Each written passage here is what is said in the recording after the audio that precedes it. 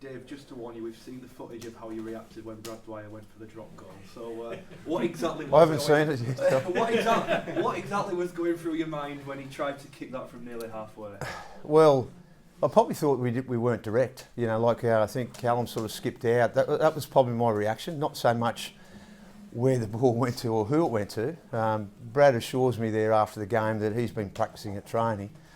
It must be when I'm not looking, but. Yeah, I just thought we weren't direct there to get ourselves in a position there to have an opportunity. And sometimes there, when you're that far out, 30, 40 out, that if you give them all of a sudden a 20-metre restart, 7 tackles, it could be costly. But I think the big thing there, our last 2 weeks there, we've been in games there, or 3 weeks there, in games there that we haven't closed off. And I'll be talking to that to the players about that. And we've been talking about those situations and what we need to do. So we actually scrambled quite well there to hold on to that game to go into extra time. And just to see him finish it that way is good for the squad. But certainly, I asked the players there just to again put a bit of a lid on it, enjoy it, but just a bit of a lid on it. And I think we all needed it. Can you try and summarise how much it means to the club, to the players, to you, to get the win at Headingley tonight? Well, it's our first home win. That's important. The crowd, the fans have always been very vocal, and I think they lifted the team, and it's great. I think it is important for the club, but we can't get ahead of ourselves. We probably should have closed, as I said, another 2 games before that. But certainly great for the fans, and great for the players, and great for the club. So it is a long season, but we're just going to keep learning. Put a tremendous lot of effort in there. So I'm glad that tonight that we've come away with the 2 points and the win. Overall, what did you make of the performance tonight? Gutsy, yeah. I'm going to have to look at those periods here where teams are getting back in and what's happening, because I'm not going to say it's a concern, but we've been in that situation before. So that's a bit of a mindset too, because you can for the players there just to be able to get through that. It's a big plus, knowing that they can too. So that's probably what I take out of the game. What were you thinking when Paul McShane, a lost play of normal time, decided to go for the dummy half rather than give it back to True? Well, he's pretty handy. He's strong, and he scores a lot of tries there. As I said just before, going into the golden point, I think that effort on our try line was great, and I've been looking at that resilience on our try line. Certainly, there was a couple of positional errors there. We let in some tries before that, but very happy that we had that attitude towards defending our line, in particular at the end. So the players wanted to win, so it was good. You mentioned that you asked the players just to put a lid on it at the end. What's the reason for wanting to do that?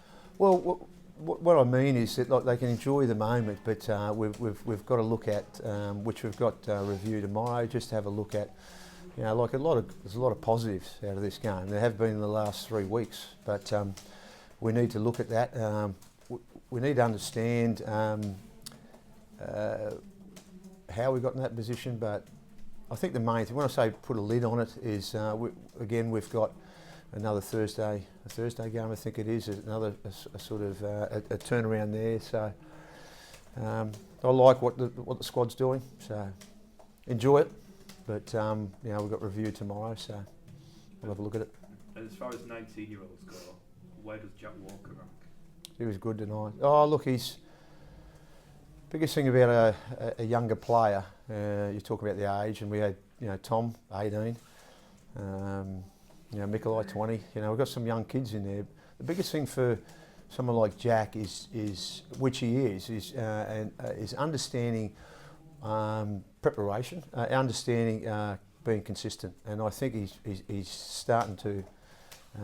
He's had some really good games. He really tries hard. It's about sort of experiencing those moments and being able to back those up, and that's what he's working hard at. For a 19-year-old, tonight's game, he came up with some really special plays.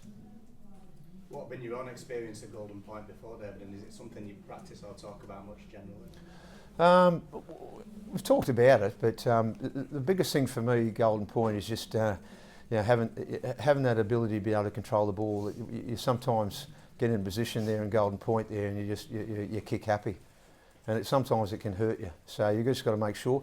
I do say we've still got to play the way that we've practiced, and that's the big thing. Sometimes there you try and do things that you haven't practiced. So Brad tells me he's practiced that field goal. So that's sort of it was the first time the players have been in that too. So we can have a look at. As I said, I thought we could be a bit more direct. We skipped out a little bit and tried to find a little bit of space and trying to get a quick play of the ball. It's something, as I said, if we stick to what we've been doing all game and getting into certain positions, you actually give yourself a better opportunity there to have maybe a better shot or score points from a try. Can you talk to us about your emotions that last 4 minutes? Because you missed touch on the far side, and then you're defending your own line, and then it goes to Golden Point and the euphoria of winning. Emotionally, what's that been like for you tonight? It's actually pretty good. That is coaching, the last 2 weeks it's been, again I've looked at that. We had both those games there controlled, and I thought we were in a situation to win those games. I thought tonight there we needed to be in position to take those points, just for confidence. Certainly the team each week after those close losses there, the team's been up and ready to go again, and that's a good thing. It's a good sign for a squad and a team and a coach. My emotions there was just I was proud of the group and happy because I think we needed that at that time. So.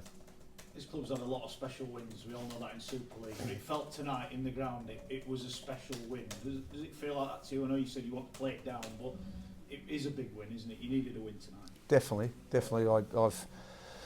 We didn't talk about, again as a group, we didn't talk about leading up. You go through the process to win a game, but gee, I tell you what, I was virtually amongst the crowd there, and just at the end there, and just I'm happy for them.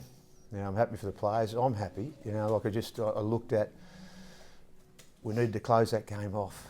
We've tried to. This is the third week, and I was very happy. Again, very proud of the players the way we did that. So, and you're right.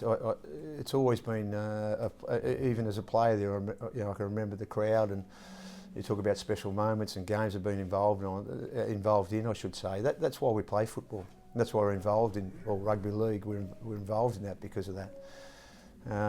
It's not good losing, but when you have results like that and you're on the winning end, it's great.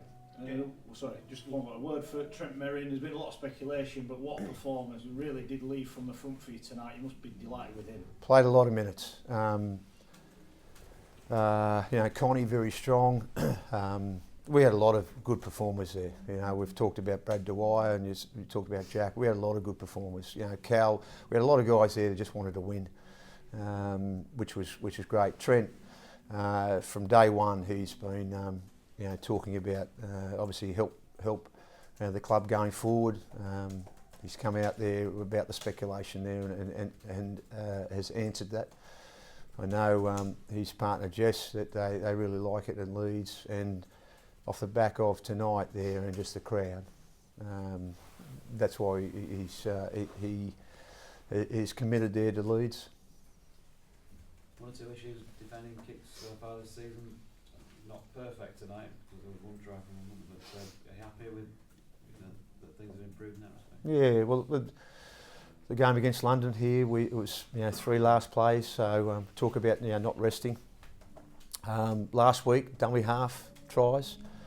Tonight there we focused again on different areas. I thought defensively there, in particular on our try line, I thought we were pretty strong. There was just a couple of positional errors where we just didn't need to either shoot out of the line. There was a couple in the game, but fatigue puts you in those situations, so we can learn from that. I've tried to settle our edges down there so they can get more combinations and experience and connection with the guy inside and outside. So, look, I was happy. There was a lot of times there we really defended quite well on our try line. Dave, it's not a situation you have to put yourself through now, thankfully, but if the guys had lost in those final few moments tonight, how difficult might it have been to pick them up from a loss of that magnitude? I've done it the last 2 weeks, so it never, for me, I've never, I've looked at, okay, where do we need to improve? How do we close those games off? What we need to do. So, no, I'm glad I didn't, but I would then refocus the group again for the next challenge on Thursday night, and it'll be no different. That's why I was talking about just put a lid on it. Great to get that feeling, and I think that they'll feel great, and they should. But again, we've just got to refocus there on Monday. We've got a review tomorrow. Dump that, as I do for the last most of the season. The last 2 weeks there, I've looked at the review and dumped it, and then moved on.